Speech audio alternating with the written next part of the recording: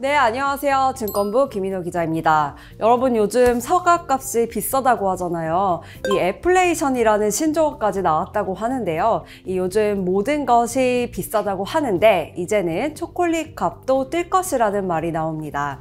가격이 오르는 인플레이션이거나 아니면 가격은 그대로인데 내용물이 줄어드는 슈링크플레이션이거나 아무튼 단위당 단가가 오른다는 거죠. 자, 오늘은 미국 주식 투자자들 사이에서는 이 배당 성장주로 주목받아온 글로벌 초콜릿 기업 이 허쉬 주가와 이 원가 폭등의 주인공 카카오 원두에 대해서 이야기를 해보려 합니다.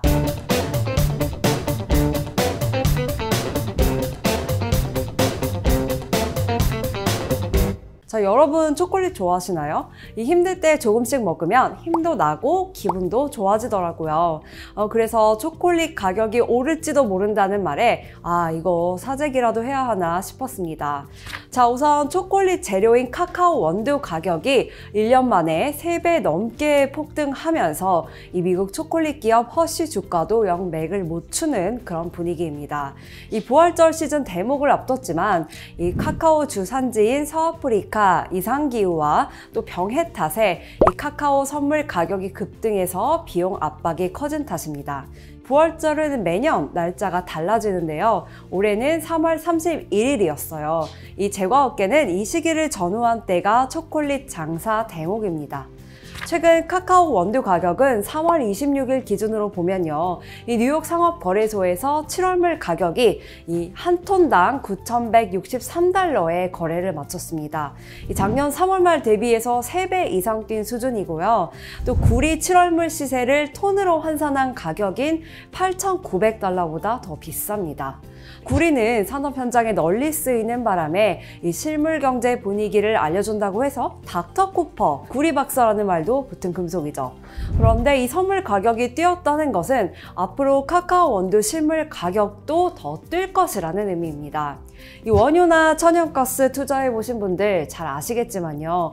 이 선물 시장은 물건이 직접 거래되는 현물 시장과 다르게 이 거래처들이 미래 특정 시점에 가격을 예상해서 매매가 이뤄집니다.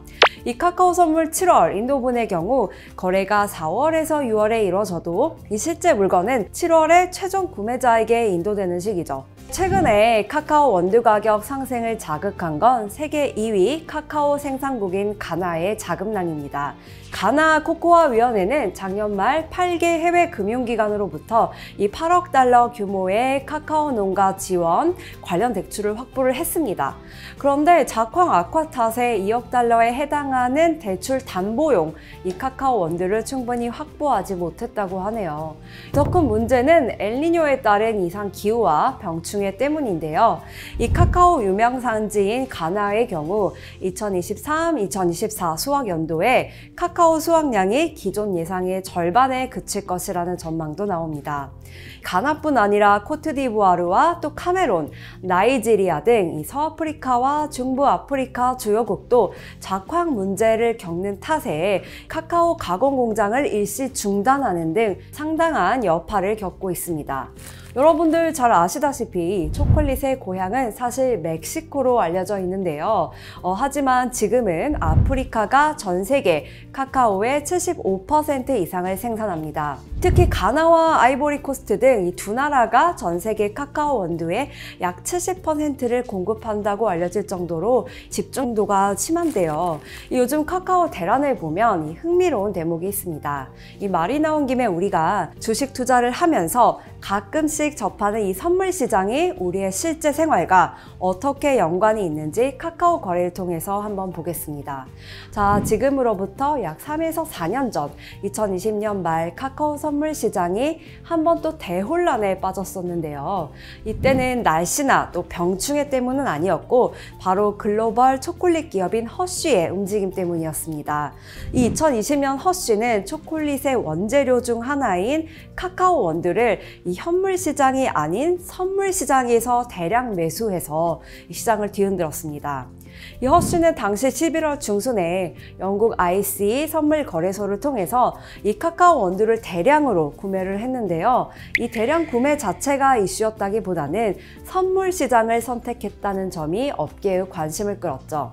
이전까지만 해도 통상 카카오 원두는 대부분 도매상과 기업 간의 현물로 거래가 됐는데 허쉬가 이걸 건너뛰고 아예 선물 시장에 뛰어든 겁니다. 당시 허쉬가 직접 선물 거래에 나서면서 카카오 가격이 급등을 했는데요. 워낙 허쉬가 큰 기업이다 보니 선물 거래할 때 거래소의 특별 허가까지 받아야 할 정도였다고 합니다. 이 허쉬가 거래에 나섰던 시기를 즈음해 2020년 11월 13일부터 11월 16일 이 사이에 12월 인도분 카카오 원두 가격은 13% 이상 올라서 이 사상 최고의 프리미엄이 붙었다고 합니다. 자, 그리고 12월 이 선물 계약이 끝난 후에도 이 카카오 선물 가격이 계속 오름세를 타면서 2021년 초에는 이 톤당 2,780달러를 넘나들었다고 합니다. 그런데 요즘은 뭐 9,000달러 선이니까 최근에 가격이 얼마나 폭등했는지 짐작되지 않으신가요? 그런데 왜 허쉬가 선물 시장에 뛰어들게 되었을까요? 바로 구매 가격을 절감하기 위한 조치였는데요. 당시에 주요 카카오 수출국이죠. 이 가나와 코트디부아르가 2020년 10월부터 이 생계소득 차액이라는 새로운 프리미엄을 현물 가격에 추가하기로 하면서 이 카카오를 사는 입장에서 부담이 커졌기 때문입니다. 물론 당시의 세계은행 통계를 보면 약 400만 명에 해당하는 카카오 농가 80%가 하루에 3달러도 안 되는 돈으로 간신히 생활하고 있다 보니까 이 두 나라는 프리미엄이라도 붙여서 이 생계 문제를 해결하고 싶었겠죠. 그런데 이 두 나라가 대체 뭔데 이 현물 시장과 선물 시장 그리고 허쉬를 움직였을까요? 이 원유 시장의 석유 수출국 기구죠. 이 오펙 같은 카르텔이 있다면 이 카카오 시장에도 2020년 말 출범한 코펙이 있습니다. 이 전 세계의 카카오 생산량의 70%를 차지하는 서아프리카의 코트디부아르와 가나가 주축이었죠. 카카오 생계소득 차액 프리미엄을 붙이기 시작하면서 예상과 달리 현물 위주이던 카카오 거래가 선물 거래 비중이 더 늘었다고 합니다. 대표적인 사례가 허쉬의 카카오 선물 거래였는데요. 가나와 코트디부아르의 취지는 가격을 좀 더 공정하게 정해서 이 농민들을 고질적으로 괴롭혀온 빈곤 문제를 해결하겠다는 것이었지만 현물에 웃돈이 붙으면서 현물 시장 수요가 선물 시장으로 빠져나간 그런 결과가 됐습니다.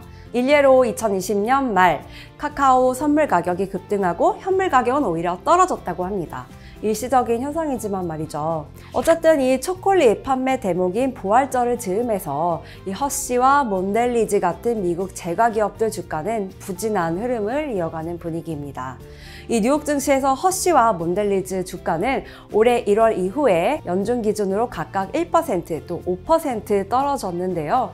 대표 주가 지수인 스탠더드 앤 푸어스 500 지수가 이 같은 기간 10% 오른 것과 좀 대비가 되지 않나요? 자, 이 업계의 걱정이 커진 와중에 월가 대학은행이죠. 이 웰스파고 산하 농식품연구소의 데이빗 브랜치 코코아 담당 연구원은 당장 이번 부활절에는 사람들이 초콜릿을 사겠지만 가격을 올리면 구매를 자제할 것이라면서 이 최근 소비 성향 변화를 감안할 때 카카오 원가 상승이 본격적으로 반영되는 내년에는 기업들이 더 힘들어질 것이라고 지적을 했습니다. 이 초콜릿의 경우 업체들은 통상 선물 거래를 통해서 리스크를 줄여왔기 때문에 이 12개월 정도의 시차를 두고 비용 부담이 반영이 됩니다. 자, 그래서 올해 현재 카카오 가격에 따른 비용은 연말까지는 비교적 압박이 덜하지만 추후에는 커질 수밖에 없는 구조죠. 게다가 다양한 기호 식품이 늘어난 탓에 미국 내 초콜릿 선호도가 줄었다는 점을 감안하면 이 허쉬 등 제과 업체들이 가격을 올린다고 해서 마진을 더 얻을 여지도 줄었다고 합니다. 쉽게 말해서 한때 초콜릿도 이 마치 담배처럼 좀 영원할 것 같은 최고의 기호품 중 하나로 인식이 됐는데 이 세월이 가면서 그렇지 않게 된 거죠. 재미있는 테슬라나 엔비디아 얘기나 하지 왜 허쉬 이야기를 하냐고 하실 분도 계실 것 같습니다. 하지만 이 미국 주식 투자를 꽤 오래 진득하게 해오신 분들은 아마 아실 겁니다. 이 허쉬는 배당 성장주로 주목을 받아왔거든요. 최근 10년간 배당금을 연평균 약 10%씩 올렸습니다. 최근 5년간으로 보면 배당 성장률은 9%에 이르고요. 배당 성향은 50% 선을 오갑니다. 지금만 보면요, 분기별로 한 주당 1.37달러를 배당금으로 주주에게 주고 있고, 또 이걸 최근 12개월간 연간으로 환산한 배당 수익률은 2.87%입니다. 이 뉴욕 증시에서는 배당 수익률이 약 3% 이상인 기업들은 배당주로 꼽히는데, 이 허쉬도 일종의 배당주인 셈이죠. 하지만 미국 배당주가 항상 올바른 답은 아닙니다. 꼭 배당주가 아니어도 지금 유행하는 특정 개별 종목이나 상장지수 펀드, ETF도 영원한 해답이 될 순 없죠. 이 큰 돈을 묻어두고 안주하기에는 주식시장은 불확실성이 큰 것 같습니다. 이 허쉬와 카카오도 그런 현실을 보여주는 사례라고 할 수 있겠죠. 자, 이번 마지막으로 혹시나 초콜릿 관심 있으신 분들 계신가요? 이 재밌는 이야기 빠르게 2개만 해보겠습니다. 자, 첫째로 코코아와 초콜릿은 도대체 어디에서 온 이름일까요? 콜럼버스의 신대륙 발견 이전부터 멕시코 원주민들이 마시던 음료가 바로 힌트입니다. 멕시코 아즈텍족은 이 카카오 열매인 카카와트를 가루로 빻은 후에 걸쭉하게 만든 음료를 이 쇼콜라틀이라고 불렀습니다. 이 고고학자들은 카카오라는 명칭이 카카와틀에서, 초콜릿은 또 쇼콜라틀에서 유래된 이름이라고 추측하고 있는데요. 이 초콜릿의 원료인 카카오는 기원전 1800년에서 300여 년 번성한 올맥 문명 때 멕시코 걸프만에서 처음 재배됐고, 이후 멕시코 아즈텍 문명으로 이어졌습니다. 자, 그리고 마지막으로 카카오와 코코아 무슨 차이일까요? 사실 보통은 섞어 쓰는 경우도 많은데요. 이름이 비슷하지만 우선 카카오는 초콜릿 원두입니다. 이 멕시코를 침략했던 스페인을 통해서 16세기 초에 이 카카오가 유럽에 들어왔는데요. 이후로 17세기 중반 유럽 전 지역으로 퍼지게 됐죠. 그리고 나서 코코아는 1828년에 네덜란드의 콘라드 반 호튼이 만들었습니다. 이 반 호튼은 카카오 원두에서 지방에 해당하는 이 코코아 버터를 발라낸 후에 물에 잘 녹는 코코아 가루를 만들었는데요. 이 가루가 인기를 끌면서 코코아라는 상표도 만들어졌습니다. 현재는 네슬레와 허쉬, 또 캐드버리가 코코아 음료, 또 초콜릿으로 유명하지만 이 반호트는 여전히 코코아의 대명사로 통하죠. 아무튼 코코아는 일종의 상표였다고 합니다. 자, 오늘은 여기까지고요. 오늘도 긴 이야기 들어주셔서 감사합니다. 우리는 다음 시간에 또 만나요.